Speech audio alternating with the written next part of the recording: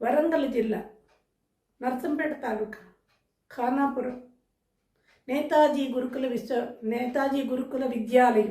ఇప్పటికీ అది రన్నింగ్. ఎవరికైనా డౌట్ ఉంటే వెళ్ళి చూడొచ్చు. అక్కడ పొలాల మధ్యలో స్నేహితులతో కలిసి ఈ దుష్టుడు ఒక స్కూల్ పెట్టాడు. ఇదే నేతాజీ గురుకుల విద్యాలయం. స్కూల్ రన్ చేస్తుంటే నాకు చిన్నప్పటి నుంచి ఇవి మా 18 పురాణాలు చదివేయడం చాలా గౌరవంగా ఉండేదాన్ని. గౌరవంగా మాట్లాడేదాన్ని. ఏమయ్యా ఏంటి అంటూ మాట్లాడేదాన్ని. వీళ్ళన్న చాలా అందమైనటువంటి వాడు. మా మామగారు చాలా అందమైనటువంటి వాడు. మా అత్తగారి రూపమే ఈ గరికిపాటికి వచ్చింది.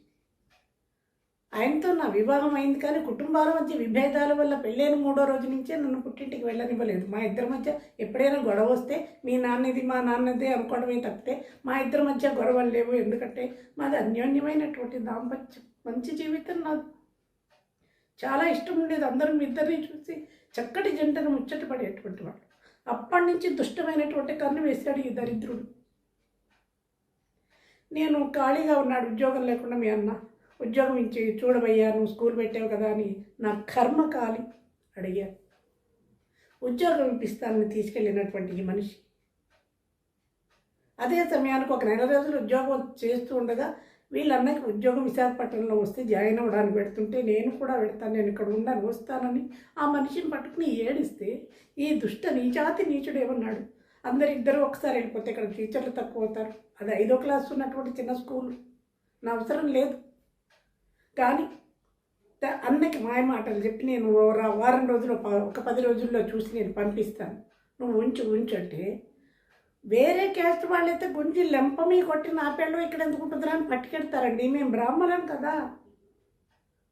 అటువంటి అది ఆ పొగరనండి, లేకపోతే ఆ ధైర్యం కానంటే అది లేదు. ఆ ధైర్యమైనటువంటి ఆలోచనలు వాళ్ళకి రావు.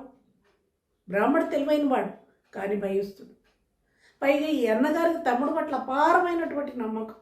తమ్ముడే కదా ఉన్నాడు వాడు, నీకెందుకు భయం, ఈ అడవి అయినా పర్వాలేదులే అని నాకు నచ్చ చెప్పి నన్ను వదిలేసి వెళ్ళిపోయాడు. కానీ కూడా తీసుకెళ్తే ఇంత బాధ ఉండకపోను. కానీ నా కర్మ అది కూడా. ఇప్పుడు సత్యనారాయణ గారు, మొదలపూడి సత్యనారాయణ గారు చెప్పారు చూసారా, గత జన్మవేవో ఉంటాయి, ఆ కర్మలే నడిపిస్తాయి.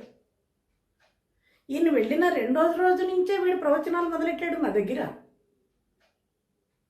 నేను తల్లితో సమానం ఏం మాట్లాడుతున్నామంటే అక్కడ జరిగిన వెర్షన్స్ని పద్మావతి గారు పర్సనల్గా చెప్తాను, వీడియోలో చెప్పలేదు. అక్కడ వ్యామోహంతో కూడినటువంటిది కాదు. ఎందుకు ఏం జరిగింది అనేది తర్వాత చెప్తాను. గతం అయిపోయిందండి.